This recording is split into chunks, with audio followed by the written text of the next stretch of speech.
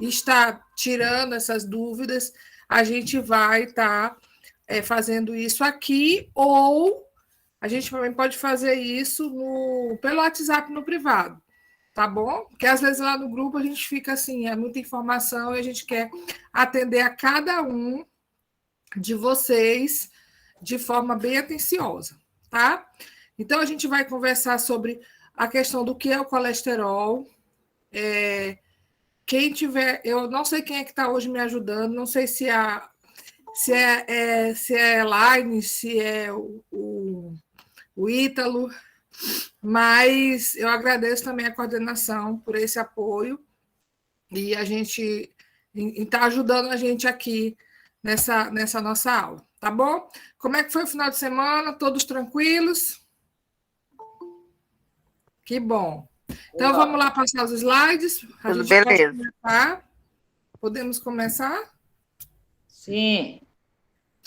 Bom, gente, como a gente está falando sobre essa questão de colesterol, e sempre que a gente for retomar a falar sobre colesterol, a gente vai estar informando para vocês de uma nova forma o que significa o colesterol, para que vocês possam entender que esse assunto é um assunto de extrema importância para a saúde de cada um de nós, porque diversos são os fatores que podem estar influenciando em uma alteração dessa substância que a gente tem presente no sangue e que a gente precisa ter ela no sangue. Só que a gente precisa de ter colesterol em quantidades que sejam aceitas, em quantidades que não vão fazer mal para a nossa saúde.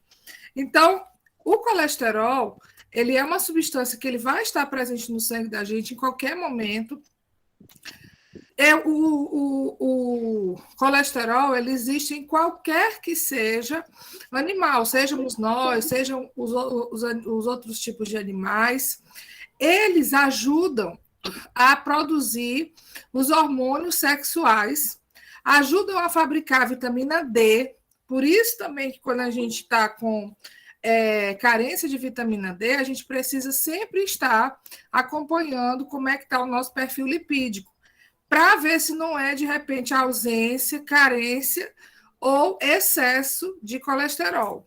Ajuda também a transportar gordura do intestino para o fígado, dos músculos e tecidos adiposo. O que é o tecido adiposo? Alguém sabe o que é tecido adiposo, gente? Vocês já ouviram falar nisso? Tecido adiposo é a gordura. Gorduroso. É a gordura, tá? Ele fala assim, fulano está com muito tecido adiposo, ou seja, ele está com uma quantidade de gordura bem substancial, entenderam?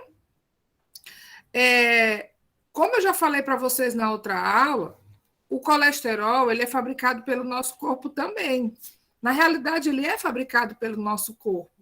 Então, é produzido todos os dias. E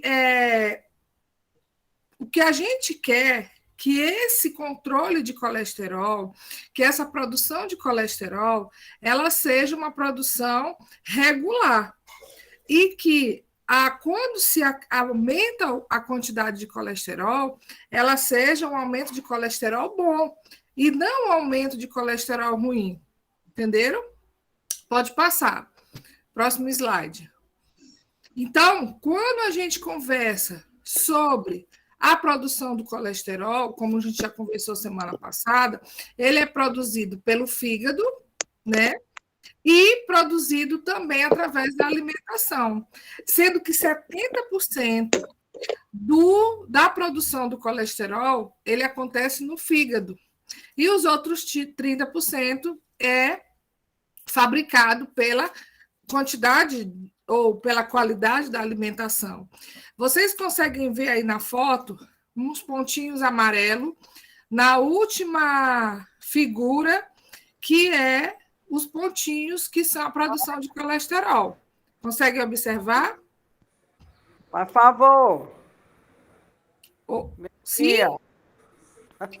Então, aqui, dependendo da qualidade da alimentação que você consuma, vai sim influenciar nessa produção de colesterol.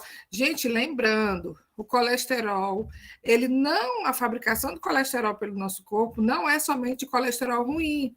Só que isso também vai depender da nossa alimentação, tá? Se a gente tem uma alimentação rica em gorduras saturadas, se a gente tem uma alimentação que seja uma alimentação que não é saudável, com certeza a produção de colesterol ruim, ela vai ser aumentada, tá? Pode passar o próximo slide. Essa aí eu cliquei, aí depois. E aí, aqui, olha só, a gente tem alimentos de origem vegetal, não tem colesterol. Nossa, professora, como assim? Como é que você vai chegar aqui e me dizer que o óleo de soja não tem gordura? Né? Cai por terra tudo que a gente já falou. Não, gente, qualquer alimento de origem vegetal, ele não tem colesterol enquanto ele não for aquecido. Entenderam?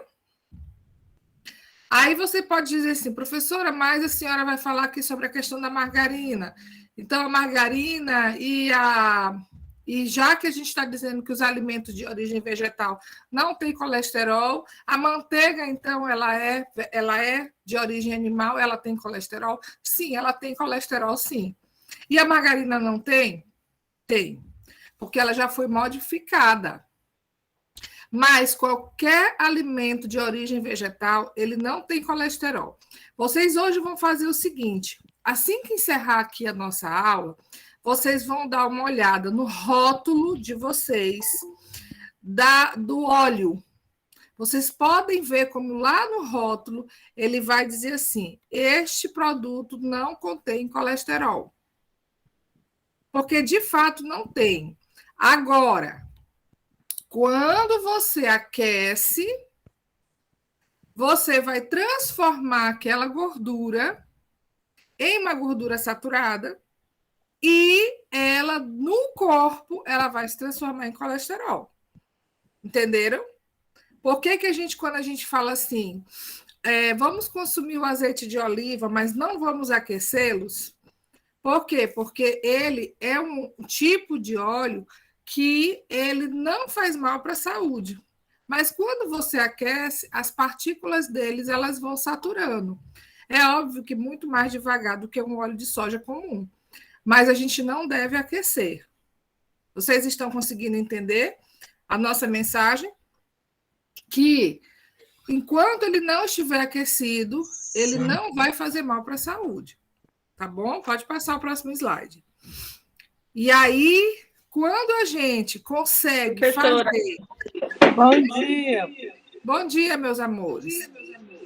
Bom dia. Quando a gente consegue ter esse entendimento de que os alimentos vegetais eles não vão fazer mal para a saúde, isso não quer dizer que os alimentos animais vão fazer mal para a saúde, de forma nenhuma. A gente precisa muito do alimento animal por conta da proteína. A gente também encontra muita proteína dentro de alimentos vegetais, mas o alimento animal, ele contém um nível de proteína muito maior do que e até mais disponíveis do que alimentos vegetais. Entenderam? Então, quando a gente faz uma mesclada entre uma carne e uma salada que é vegetal, a gente vai fazer praticamente, e a gente rega com azeitinho de oliva ou um óleo de coco, a gente está fazendo ali, levando para o nosso corpo uma quantidade de nutrientes que é excelente para manter os nossos órgãos vivos, para que a gente possa manter a nossa produção de hormônios funcionante, entenderam? E assim, como eu falei para vocês, o colesterol, ele não é somente, quando a gente fala assim, nossa, eu estou com meu colesterol alto. Qual é o colesterol que a gente precisa estar se direcionando, né? Então, o colesterol, ele é dividido em algumas frações. Por exemplo, o HDL, o LDL e o VDRL. E a gente também tem um outro tipo, que é o triglicerídeo, que a gente não tá, acho que a gente não vai estar falando aqui do triglicerídeo nessa aula, senão ela ia ficar muito gigante E como eu falei para vocês, a gente vai estar dividindo as aulas falando de colesterol, falando sobre a alimentação, como nós já conversamos na semana passada, e sempre trazendo alguma dica para vocês de alimentação, ok? Gente, se eu estiver falando muito rápido, você me pare, professora, a senhora está muito acelerada. Mas é porque eu quero realmente que vocês possam estar entendendo a importância de saber diferenciar os tipos de colesterol e, principalmente, de vocês conseguirem estar diferenciando uma comida, uma alimentação que não seja tão saudável de uma alimentação saudável, tá? Alguém levantou a mão? Alguém quer falar alguma coisa? Francineide e Vitória Cunha. Oi, Vitória. A senhora falou que o óleo, a partir do momento que esquenta, é que consegue transmitir o colesterol. O mesmo acontece com o óleo de oliva, o azeite de oliva? Então, assim, o que eu sempre falo? A primeira coisa quando a gente vai conversar sobre tipos de óleo é para que você precisa do óleo. Porque o que a gente quer é que a nossa alimentação seja uma alimentação à base de alimentos cozidos, à base de assados, né? O mínimo de fritura possível. Quando a gente vai falar do óleo, geralmente a gente se remete à fritura, não é isso? E aí talvez a sua dúvida seja: qual seria o mais saudável? Eu fritar em óleo de soja ou fritar em azeite de oliva? Eu digo para você que se você for fritar, frite no óleo de coco, porque ele é menos agressivo do que esses outros, tá? Mas volto também a frisar, vamos evitar alimentos fritos, vamos tentar comer alimentos mais assados e consumir alimentos mais cozidos, tá bom? Agora, dona Vitória, até a gente tem uma fala lá no finalzinho dessa aula, falando sobre a importância do azeite de oliva, né? Na verdade, eu só coloquei um slide falando sobre a gente conseguir trocar alimentos que fazem mal e a gente ajudar a melhorar o colesterol bom. O azeite de oliva é um deles. Quando a gente consome todos os dias azeite de oliva, a gente consegue fazer uma troca, tá? Se a gente está com colesterol ruim, alto, e o colesterol bom está baixo, a partir do momento que você faz o consumo de azeite de oliva, esse colesterol ruim, ele tende a baixar e automaticamente o colesterol bom aumenta. Entendeu? Eu tirei sua dúvida? Sim, professora. Eu fiz a pergunta porque minha sobrinha vai fazer uma bariátrica.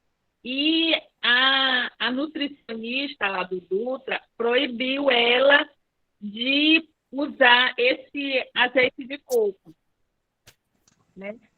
Porque eu falei para ela, né, que o azeite de coco também era bom. Aí ela disse que não, que ela proibiu ela de usar o azeite de coco. Ela poderia usar o azeite de oliva. Por isso que fica a minha dúvida. Lá. Deixa eu falar uma coisa para vocês.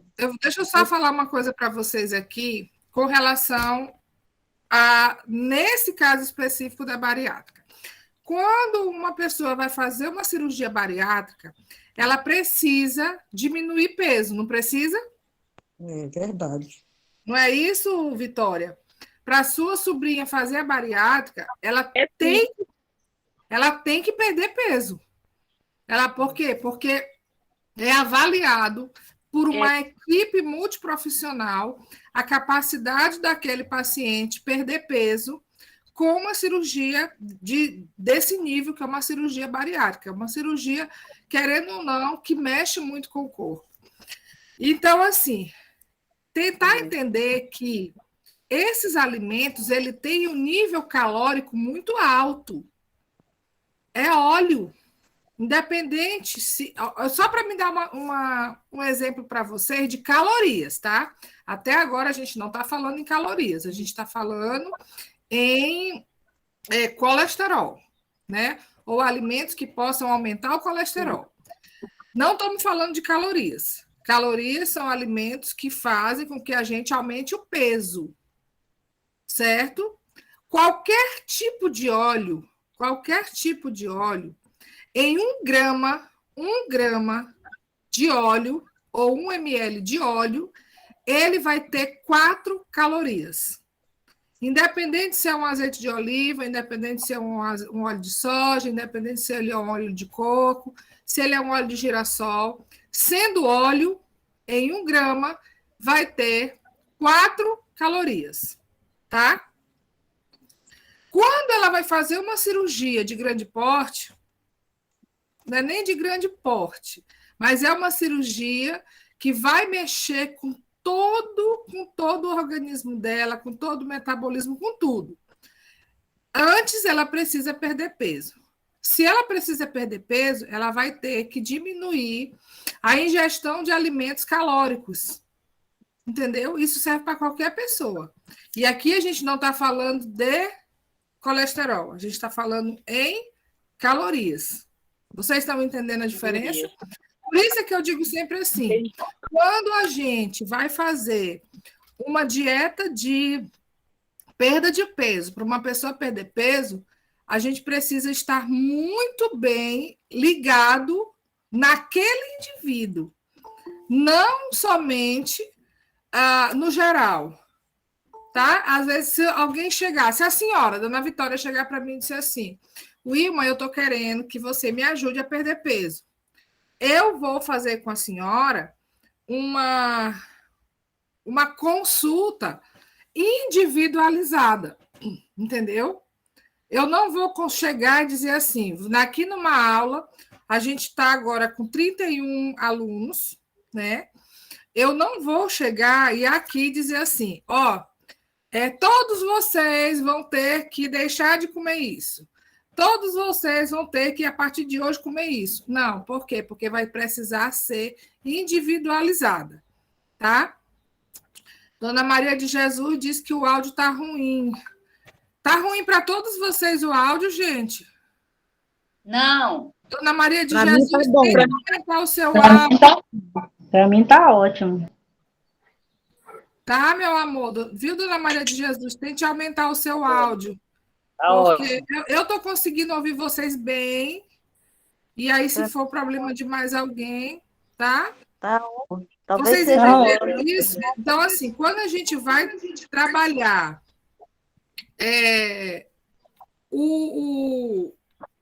a quantidade de calorias para perda de peso ou para aumento de peso, a gente precisa inserir alimentos que sejam mais calóricos ou menos calóricos. Tá bom? Pois vamos lá. Se alguém tiver mais dúvida, é só chamar aí. Então, aí, como a gente já falou aqui rapidinho, o colesterol ele é dividido em algumas outras frações. HDL, que é o colesterol bom, LDL, colesterol ruim, VLDL, que é um transportador, e o triglicerídeo, que é essencial no nosso corpo, mas também tem que ter um controle muito importante. Então, assim, o HDL, eu tenho certeza que todos vocês sabem, é o tipo de colesterol bom. E aí, às vezes, a gente fica assim, meu Deus, é tão parecido HDL e LDL. Eu aprendi a diferença assim. As letrinhas que são diferentes é o bom. Se tiver letra igual, é o ruim, que é o LDL, né? Que tem 2 L's diferentes. Assim, eu fiz a diferença e consegui aprender para não esquecer mais. Então, assim, quando o LDL, quando ele está bom, ele ajuda a fazer a retirada da gordura que está presa na parede das nossas artérias. Mas quando o HDL está baixo, isso automaticamente quer dizer que a quantidade de colesterol ruim está muito alta e a parede da artéria está cheia de gordura ou resíduos de gordura. Então, assim, quando o HDL está no nível bom, ele ajuda a fazer uma varredura, né, do colesterol ruim que está alojado na parede da artéria. O HDL, ele leva as gorduras do fígado para o fígado metabolizar, tá? E quando chega lá no fígado, o fígado metaboliza aquilo que for importante, ele absorve os nutrientes importantes para ser transformados em os hormônios sexuais que a gente precisa ter, obviamente, e ajuda o fígado a metabolizar aquilo que não for necessário para o corpo ser excretado. Entenderam? Pode passar o próximo slide. E aí, além do HDL, a gente tem o colesterol ruim, que é o LDL. Um dos grandes vilões, principalmente quando a pessoa consome frituras. Quando a pessoa consome alimentos ricos em gordura, principalmente a gordura saturada. Aqui tem uma palavra que está escrita junta, tá, gente? Deposita colesterol, bem tem um espacinho, porque na hora de digitar a gente acabou digitando rápido. Então, o LDL, ele faz com que a gordura seja alojada, depositada na parede das artérias.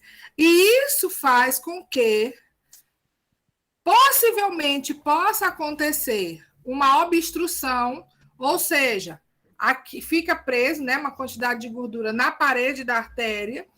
Como está nessa foto aqui, vocês conseguem visualizar a foto.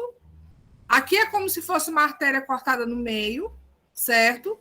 Para mostrar para vocês como é que fica dentro de uma artéria a quantidade de gordura.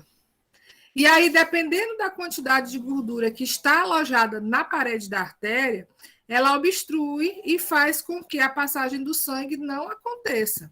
Mata e quando a passagem do sangue fica bloqueada, o que é que pode acontecer? AVC, infartos, isquemias, entenderam? Principalmente problemas voltados para doenças cardiovasculares. Porque o sangue, nós sabemos que o sangue ele circula dentro de todo o nosso corpo. Se você tem dentro de um vaso sanguíneo uma obstrução causada pela quantidade de gordura e ele não vai conseguir circular, o que isso vai acontecer? Vai fazer com que, às vezes, lá no seu coração que estava esperando receber o sangue, ele dê uma parada. Por quê? Porque como ele precisa daquele sangue para fazer todo o trabalho, o que vai acontecer? Ele vai estar com essa ausência desse sangue e pode causar um problema muito maior. Então, essa gordura, ela gruda nas paredes do vaso sanguíneo, causando essa obstrução, impedindo a circulação do sangue, colocando a vida do indivíduo em risco. Por quê? Porque pode gerar qualquer um outro tipo de problema cardíaco, tá? De algum problema vascular. Pode passar o próximo slide. E aí a gente tem também o outro tipo de colesterol, que é o VLDL, que ele vai transportar a gordura do fígado para outras partes do corpo e vai formar depósitos, né? Se a gente não tiver com esse marcador, né, VLDL, vocês já observaram que no exame de sangue, de perfil lipídico, de colesterol, vem essa informação? Vocês entenderam? Vocês já perceberam isso? Então, esse também é um marcador que a gente precisa estar acompanhando quando a gente recebe um exame de sangue, tá bom? Pode passar o próximo slide. Esse VLDL não existe estipulado um valor dizendo que é alterado ou não, né? Tem sim. Sempre lá no exame, ele vem sempre o valor de referência, tá? Sempre tem um valor de referência. No meio de não estou lhe ouvindo. Tá ruim a ligação, tá ruim Eu não estou intervalo de conseguindo ler o livro, referência. Ana Vitória. Ai, professora, e agora? Fale de novo. Ele fala assim: intervalo de referência, não há valores de referência definidos para este exame. De acordo com o consenso brasileiro para a normatização da determinação laboratorial do perfil lipídico. Pois é, mas existe um valor clinicamente que a gente tem uma referência. Até porque, assim, como é que a gente sabe que ele está normalizado? Porque quando a gente recebe os resultados e a gente faz um comparativo, entendeu? Para a gente que trabalha na área de saúde, a gente acaba tendo essa informação, entendeu? Porque no caso meu deu 22. Aí não deu para me saber Sim. se estava normal. Olha só, acima de...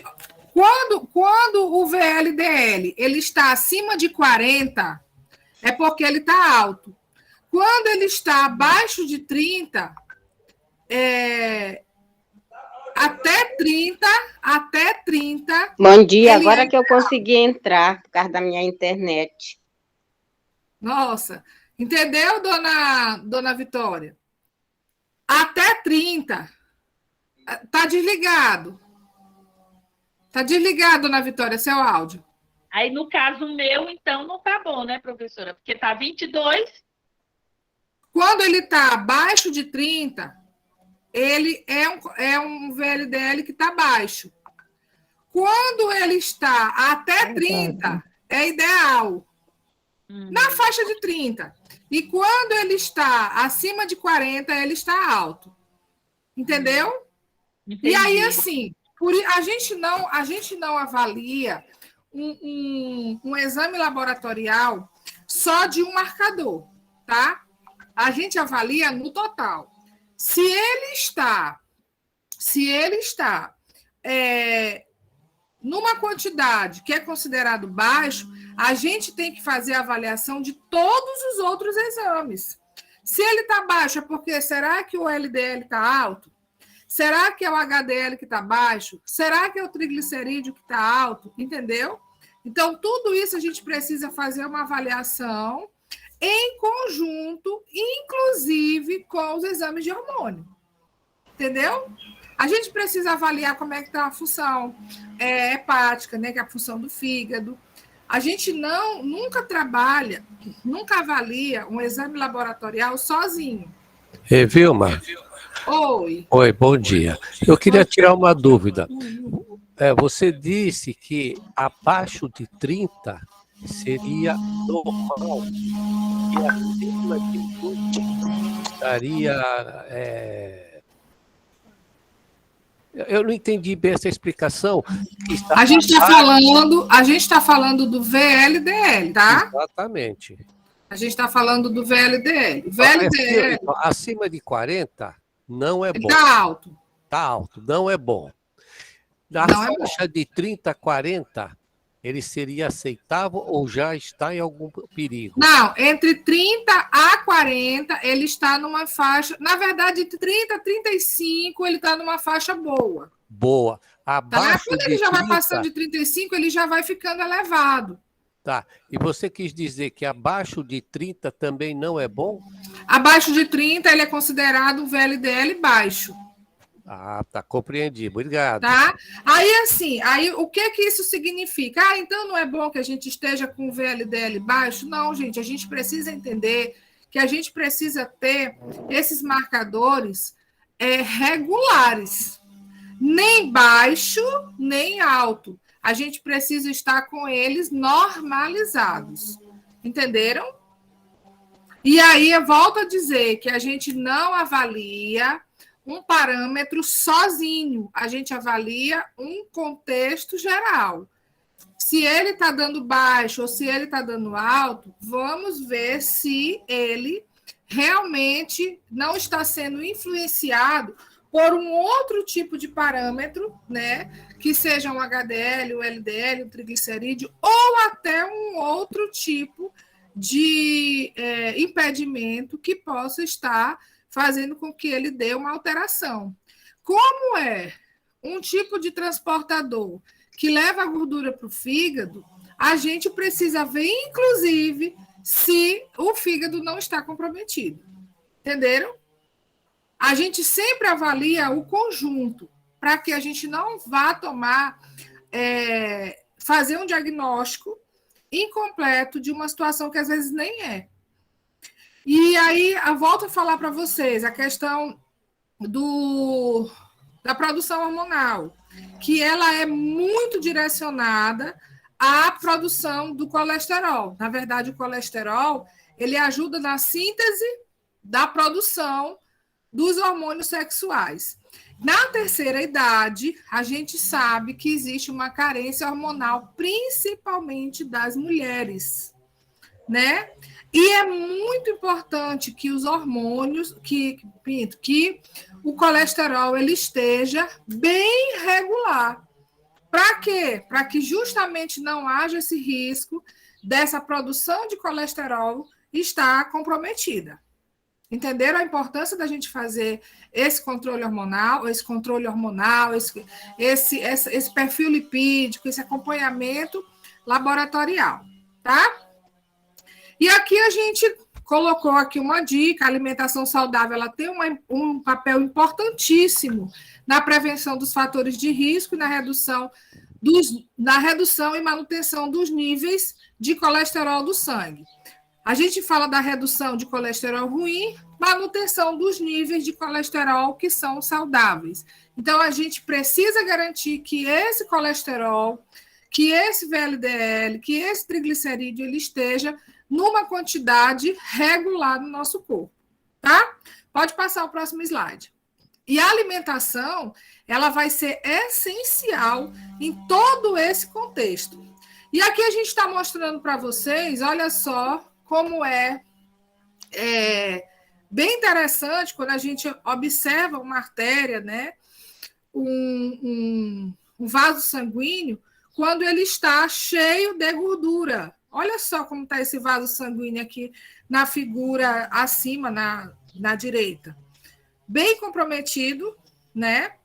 Aqui a gente vê também, quando é colocado na primeira, é feita uma angioplastia, que é colocado é tipo uma mola que vai fazer com que essa artéria ela seja alargada. E tudo isso acontece também pela má alimentação. Tem pessoas, principalmente na terceira idade, que dizem assim: mas eu não gosto de salsicha, de linguiça, de refrigerante, disso, daquilo outro. Mas a sua alimentação ela é riquíssima em fritura. E aí, gente, não tem para onde correr. Alimentação rica em fritura, alimentação rica em gordura, isso faz sim com que o colesterol ele aumente. A falta de fibra, a falta de saladas, a falta de comidas com casca, isso influencia muito nessa produção de gordura dentro da parede da artéria. Pode passar o próximo slide. E aí, dessa forma, faz com que piore muito essa produção, né, de colesterol bom, comprometendo assim a parede da artéria. Então, uma dieta rica em fibras, que é algo que eu bato sempre na tecla com vocês. Quando a gente fala em comer salada, principalmente a salada crua, é porque ela é muito rica não somente nos nutrientes, nos minerais e nas vitaminas, mas é uma importantíssima fonte de fibra. E ajuda muito, não somente na questão do colesterol, mas as pessoas que também sofrem de diabetes, se soubesse a importância de uma salada crua, gente, valia até a troca do arroz pela salada crua, né? Então, assim, uma dieta rica em fibras também pode ajudar a reduzir o colesterol no sangue. A gente coloca aqui, preferir sempre frutas, legumes frescos, maçã, sempre com casca. Eu vejo muitos idosos retirar a casca da maçã E ainda chegam e dizem assim, mas, professora, eu sofro de problema de prisão de ventre. E sendo que a maçã é um importantíssimo coadjuvante para esse tipo de problema também, tá?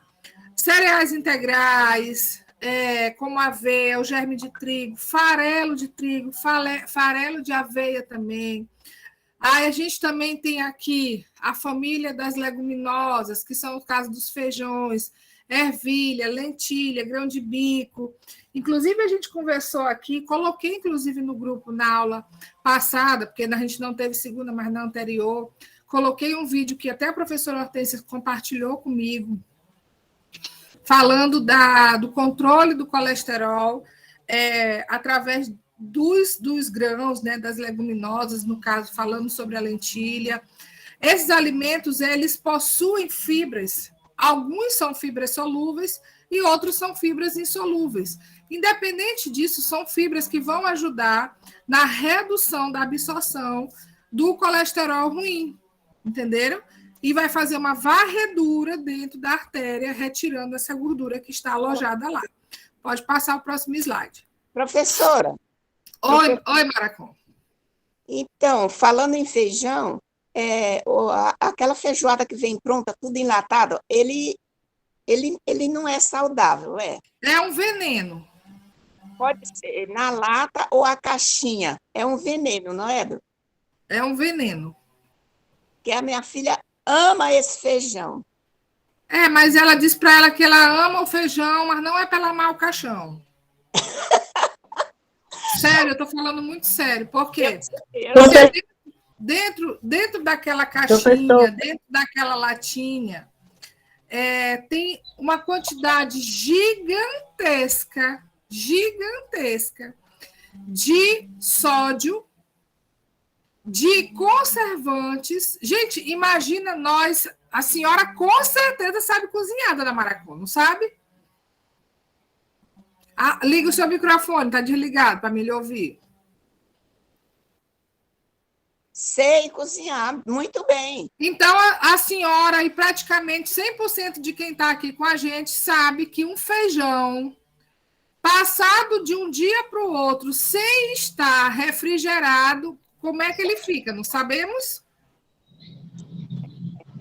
Gente, ele fede a cocô, não fede?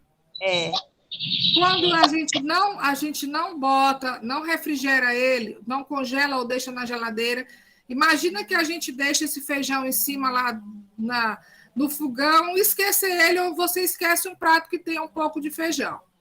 Ele azeda de uma forma.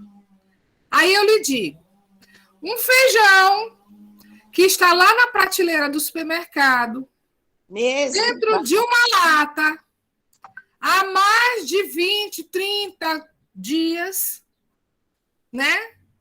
Não está refrigerado, para que ele possa manter o sabor, a qualidade, né? Que é uma qualidade que a gente totalmente duvidosa. Para que ele não se estrague, vamos imaginar a quantidade de conservantes que esse alimento tem. É verdade. Não é verdade? E para que ele tenha esse tempo, vamos dizer assim, de prateleira maior, ele vai ter uma quantidade de sódio muito grande também. Então, assim, oriente sua filha. Peça para sua filha conversar comigo. Eu estou agora querendo conversar com ela. Eu nem conversar com você, vem logo. Professora, no diabetes pode comer qualquer tipo de feijão sem problema? Pode. Pode. Vem, rapidinho aí. Como é o nome da sua filha? Oi, filha de Maracó! Liga aí o áudio. Jéssica. Oi, tudo bom? Jéssica, não faça isso com sua vida, Jéssica. Jéssica, eu quero conversar contigo no privado, nós duas, de pé de ouvido. Tá bom. Tá bom, então, a gente conversa. Eu vou te mandar umas receitinhas assim, bem legais. Quantos anos você tem, Maracon? Jéssica. Eu tenho 29. Não é mais um bebê. E quer comer bobagens. Pois a gente vai conversar, Jéssica. Me chama no privado, a gente vai conversar, vou te passar umas receitas bem gostosas. Ah, mas eu não gosto de cozinhar, não. Ah, mas aí quando a latinha do supermercado ela é mais rápida, a gente também vai fazer umas coisinhas que a gente põe na geladeira e é só esquentar do mesmo jeito da latinha. Beleza? Tá, beleza, combinado então. Beijo. Bom te conhecer, meu amor. Obrigada. Tchau. Bom, gente, obrigada, Maracon. E aí, gente, assim, é interessante a gente conversar assim, a gente colocar essas situações que a Maracon colocou agora, porque às vezes a gente pensa assim, que nada, é brincadeira, é um costume que não é tão bom, é uma vez ou outra, mas isso pode sim causar um problema muito maior, que não é somente a questão da hipertensão, mas a possibilidade de estar ativando as nossas células cancerígenas. Todos nós nascemos com células cancerígenas, todos nós. Isso é fato. Só que depende muito da gente se essas células elas vão ser ativadas e gerar um tumor e gerar uma situação desconfortável, que é a doença do câncer, né? Então, quando a gente faz um controle da nossa alimentação, quando a gente pratica uma atividade física, quando a gente evita vícios como álcool, como fumo, né, como evita a poluição, a gente garante que essas células elas vão estar bem preservadas, elas vão estar, vamos dizer assim, cuidadas para que elas não sejam ativadas. E quando a gente consome alimentos antioxidantes, como, por exemplo, alimentos ricos em vitamina C, alimentos verdes escuros, que são dos principais alimentos que ajudam a manter... Professora. Só um instantinho, Tereza.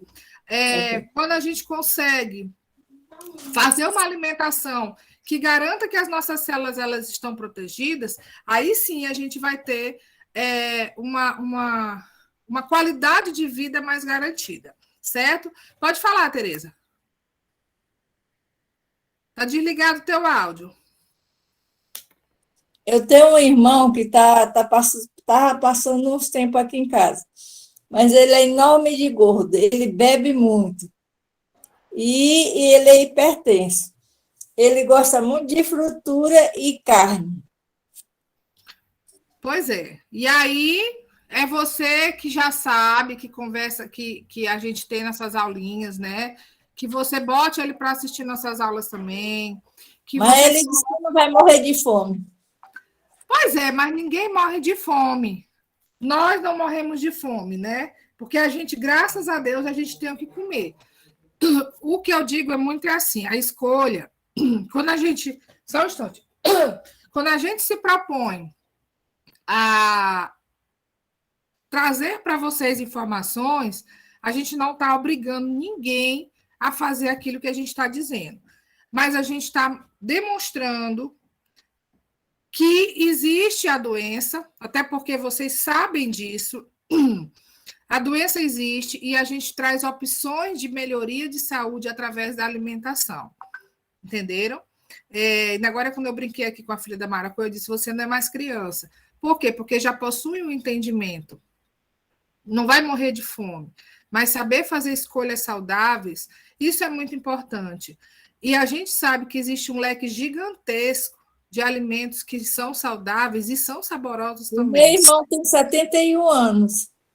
Mais do que sabedor do que é saudável ou não, né?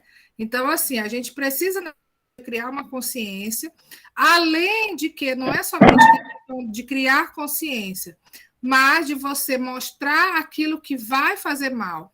Tem muitas pessoas que acham que, deixa eu ver aqui, consumir, trocar uma Coca-Cola normal por uma Coca-Cola zero, isso aí vai ajudar muito na sua saúde. Não é, gente, não é. A gente sabe que refrigerante, independente de onde ele venha, ele é um alimento que não é saudável, porque possui uma quantidade de sódio muito grande, né? Então, a gente realmente precisa estar se adaptando e levando para a nossa vida cotidiana o que é o correto, tá? Então, vamos lá. Dicas importantes. Oi, Anete. E esses molhos de salada industrializado, é aconselhável? Pois é, a quantidade de sódio... Não é aconselhável. A quantidade de sódio nele é uma quantidade muito grande. E eu volto a dizer, a quantidade de conservantes. Quando você faz um molho em casa, ele tem um tempo de vida útil, né?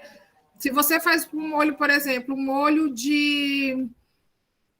molho com iogurte, ele vai, sei lá, 1, 2 dias no máximo que ele vai conseguir estar bom. E aí você compra um molho desses no supermercado e é um molho que vai durar 2, 3 meses, 4 meses, 6 meses, entenderam? Sempre lembrando, gente, é bom sempre a gente fazer essa referência daquilo que quando a gente faz e com aquilo que a gente compra no supermercado. Esse tempo de prateleira, para que ele possa ficar, para que ele possa não perder a validade, ele vai ter uma quantidade de substâncias ali que são substâncias maléficas, que vão estar impedindo que a gente tenha uma boa saúde, tá bom? Então, vamos lá. Evitar gorduras que não são saudáveis. Pode ir passando os slides. Wilma. A gente vai trocar a fritura pelo azeite de oliva. Quem me chamou? Eu. Oi, meu amor. Carne suína é considerada branca? É saudável? Sim, extremamente saudável.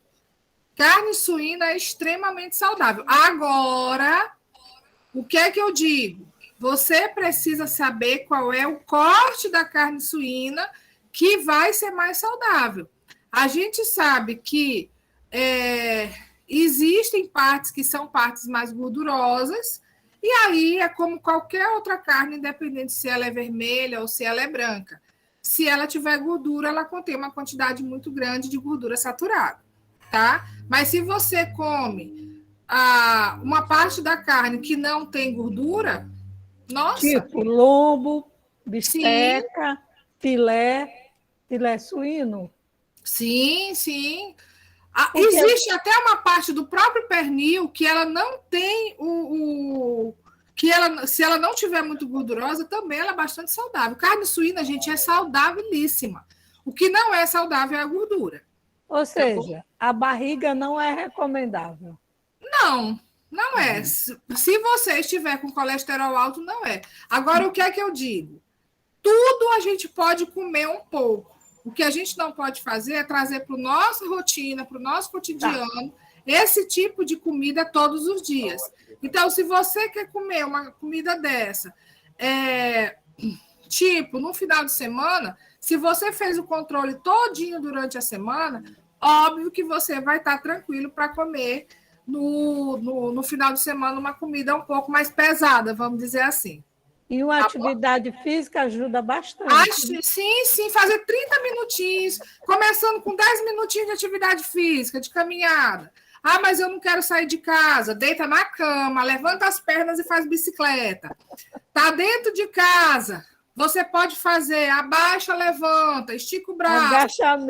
Agachamento, faz o movimento de rotação no tronco. Gente, se você fazer 30 minutinhos de alongamento, de atividade física, mexer o corpo, bota uma música e comece a dançar, mas é para dançar para suar. Isso já é atividade física. Professora. Uma zumba ajuda bem. Essa é maravilhosa, que isso aí queima caloria. Professora, obrigada. Olha, eu faço caminhada todos os dias, de segunda a sexta. 30 minutos. Ainda faço hidroginástica, faço dança. Professora, eu não como arroz, eu só como verdura e legumes.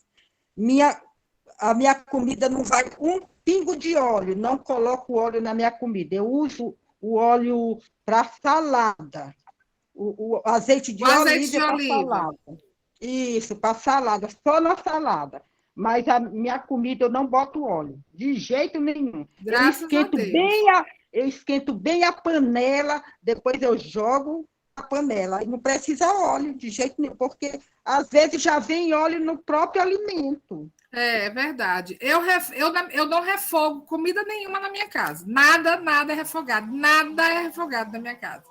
Se eu precisar refogar, que eu não consigo nem lembrar o que eu poderia ter que refogar, eu boto um pouquinho de água, aquela mesma quantidade que eu iria botar de óleo, eu boto um pouquinho de água e jogo os temperos. Ela vai refogar do mesmo jeito, só que não no óleo, na água. Entenderam? Vamos lá. Consumo de fibras, pode ir passando. O consumo de fibras, muito importante, como eu já falei. Adicionar boas fontes de gordura na sua alimentação. Aqui a gente tem um peitinho, um frango, meu Deus, um peixe. E aí, no slide, pode passar o próximo. Aqui, alimentos que ajudam a reduzir o colesterol ruim. Azeite de oliva ajuda muito a baixar o colesterol ruim, o LDL, e aumentar o colesterol bom. Fazer consumo. Professor, então quer dizer que eu vou tomar uma garrafa de azeite de oliva por dia. Aí você vai virar uma bolha gigante de gordo. Por quê? Porque ele ajuda a retirar a gordura que está alojada na parede da artéria, mas ele vai ter uma quantidade de calorias muito grande. Entenderam? Nossa mensagem de hoje. Quem tem mais perguntas para fazer? Alguém quer perguntar alguma coisa? Quando for da próxima aula, gente, a gente vai continuar falando sobre colesterol. A gente vai trazer para vocês as taxas, né? Os valores de referência. Eu queria muito que vocês separassem os resultados dos exames de vocês, tá bom? Para que a gente possa dar uma lida na semana que vem. A gente quer conhecer como é que está. A gente vai falar também muito da importância do triglicerídeo, porque realmente é muito sério.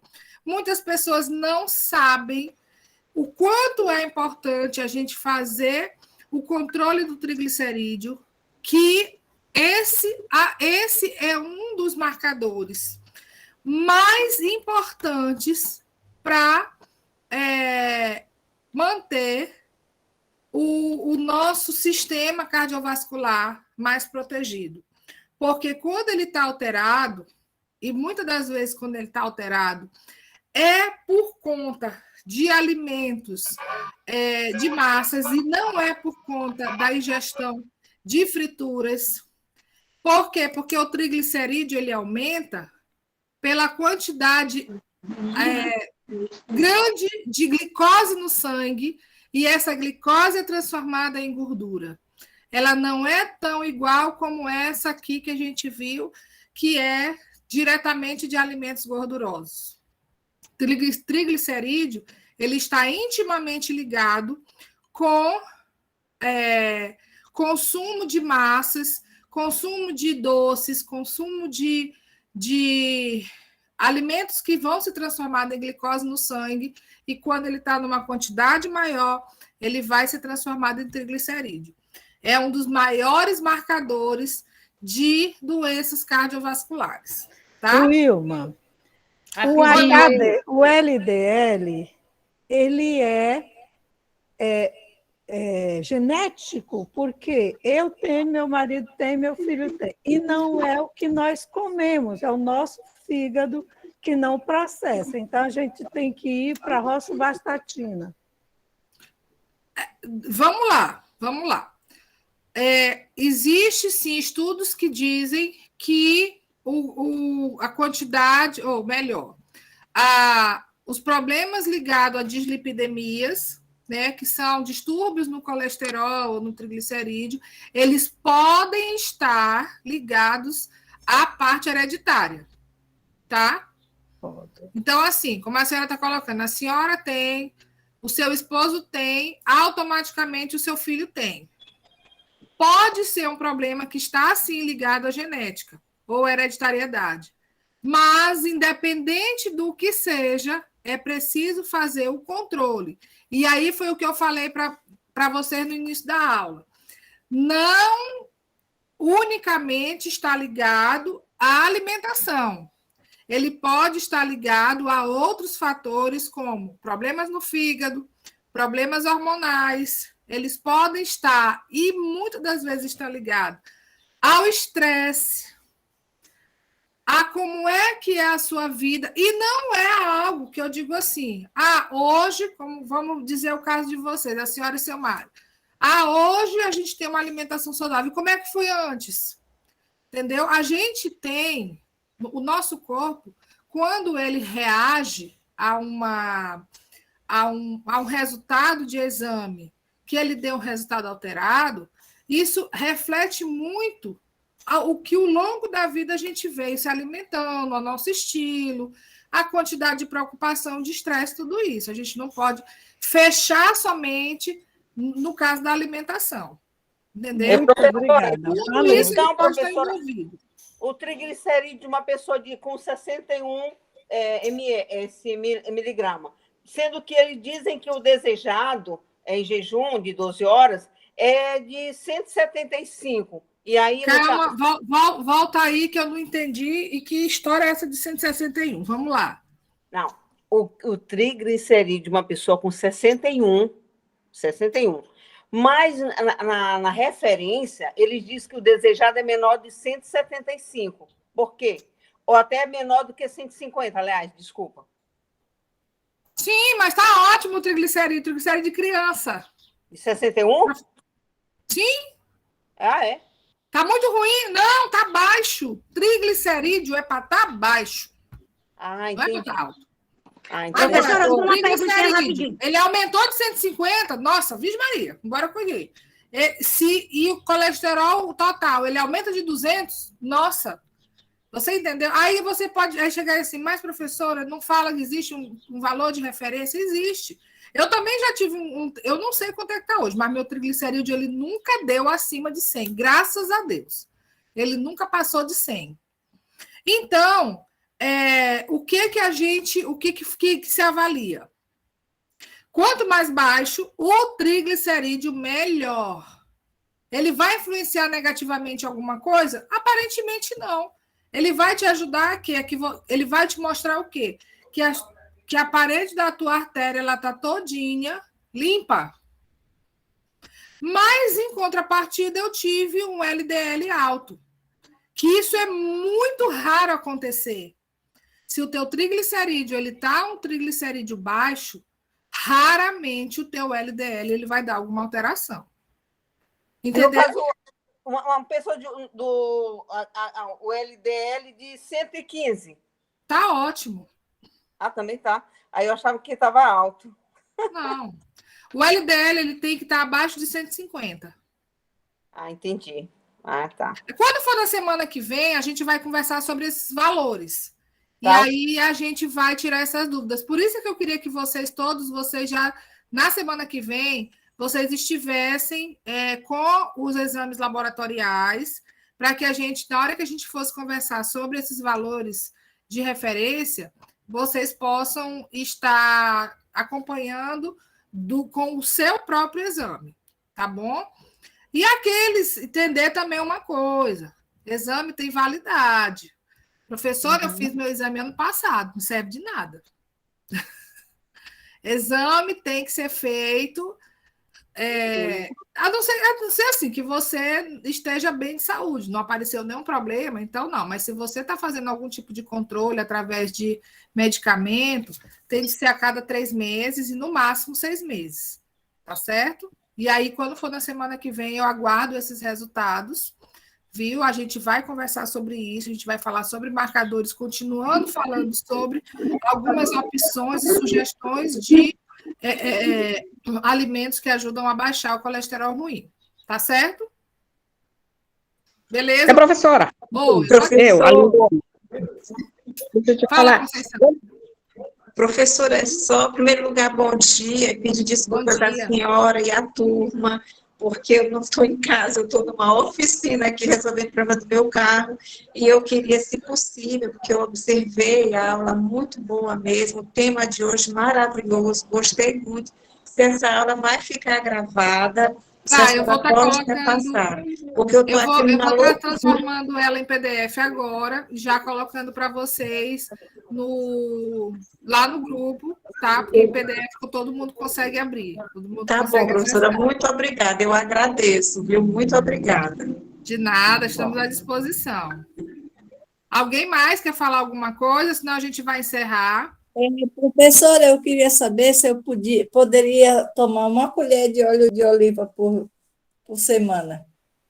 Você pode consumir, se você não tem problema com... se você não tem problema com... Como é que eu vou dizer? De engordar. Se você não tem problema... vamos dizer assim... Prisão de ventre. Como é que está a questão de prisão de ventre? É tudo tranquilo ou existe? Existe. Pronto, vai ajudar a melhorar significativamente esse seu problema. Tome em jejum. Você está... Muito obrigado. De nada, meu amor. Bom, gente, então a gente... Maria Dark, tu quer falar? Tá desligado teu áudio, Maria Dark. Desligou. Deixa eu te falar. Aquele meu exame não precisa repetir. Eu fiz em janeiro, não precisa? Daí eu fazer de 6 em 6 meses. Só no próximo ano eu tenho que fazer de 6 em 6 meses. Não, né? se tiver ok, se não deu nenhum tipo de alteração e não te pediram para te fazer nenhum exame. Nada, para repetir. Não, eu te mostrei. Lembra? E já levei no médico e não dei nada. Então tá. Então ele Obrigada. serve só para a gente poder fazer essa... Eu estou tentando ver se eu consigo colocar aqui já a aula em PDF. Deixa eu ver se eu acho. Cadê? Mas eu vou botar para vocês. Acho que eu consegui aqui. E aí eu já vou deixar para vocês aqui em PDF a nossa aula de hoje, tá bom? Deixa eu botar aqui. Pronto, coloquei já no grupo. Tá bom? E aí, quando for na segunda, a gente já se encontra. Tá bom, gente? Muito obrigada pela atenção de vocês. Foi maravilhoso nosso encontro. E na segunda-feira a gente tira mais dúvida. Quem quiser conversar comigo, tirar alguma dúvida pessoal, pode entrar em contato comigo lá pelo privado, tá bom? Beijo, bom dia para todos.